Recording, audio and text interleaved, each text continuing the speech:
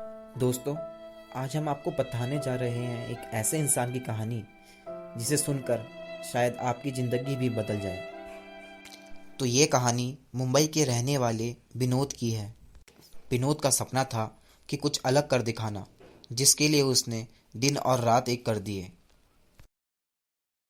आज मैं पूरे 15 चैप्टर एक ही दिन में कर दूंगा। विनोद इतनी मेहनत करता था कि उसे दिन और रात का भी पता नहीं चल पाता था। इंडियन हिस्ट्री तो लगभग मेरी कंप्लीट हो चुकी है। अगर आज मैं पूरी रात भर उठ गया तो शायद से थोड़ी बहुत इकोनॉमिक्स भी हो जाए। विनोद का आईएएस बनने का सपना इतना पक्का था कि उसने अपने सारे शौक छोड़ दिए। वो जहाँ भी जाता था अकेला जाता था और बस अपनी पढ़ाई का ही सोचता था। थोड़ा बहुत यहाँ पे रिवाइज कर लेता हूँ। ए प्लस बी का square is equal to A square plus B square plus 2ab। Number of RBC कितने होते हैं? 5.5 मिलियंस पर ml। और क्या था? हाँ, याद आया। Indian constitution written by B.R. Ambedkar. Largest river is the Nile. आखिर अपनी ज़िंदगी में सपने कौन ही देखता। वैसे ही विनोद के बहुत सारे सपने थे, पर उसमें इतनी हिम्मत थी कि वो उन सपनों को पूरा कर सके।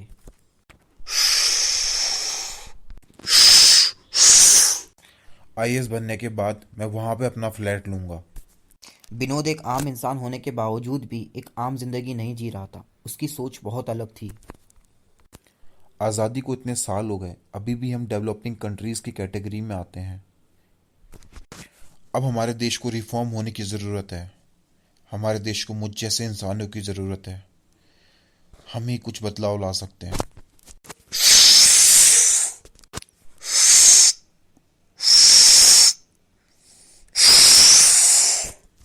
विनोद कभी भी एक भी क्लास मिस नहीं करता था और जवाब देने में सबसे आगे रहता था।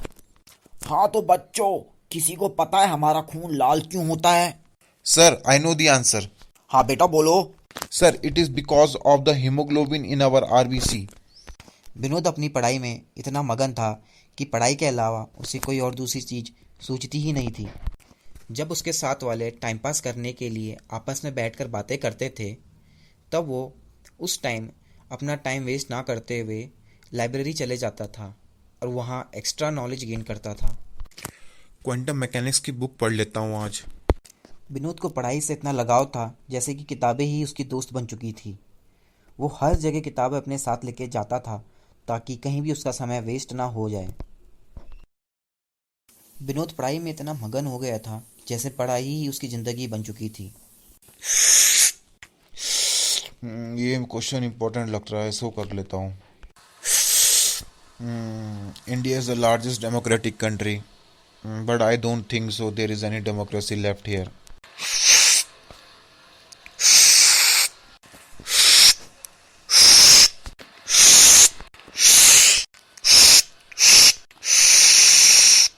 जैसा कि आप देख सकते हैं विनोद कितनी कठोर मेहनत कर रहा है अपने लक्ष्य को पूरा करने के लिए। जो इंसान दिन का उजाला भूल गया हो और रात की नींद भूल गया हो और जिसके दिमाग में बस एक ही चीज़ सवार थी कि कैसे भी करके आईएएस ऑफिसर बनना। आखिरकार वो घड़ी आ ही गई थी और वो घड़ी थी नतीजों की घड़ी। अफसोस की बात तो ये है, अब विनोद हमारे बीच नहीं रहा। उसके पास होने से पहले ही उसके फेफड़े फेल हो गए थे। फेफड़ों के कैंसर की वजह से विनोद की मौत हो गई। तो दोस्तों, ये थी विनोद की कहानी जो कि ख़त्म होने से पहले ही ख़त्म हो गई। सिगरेट पीने से लंग्स का कैंसर होता है। सिगरेट आज ही छोड़ें।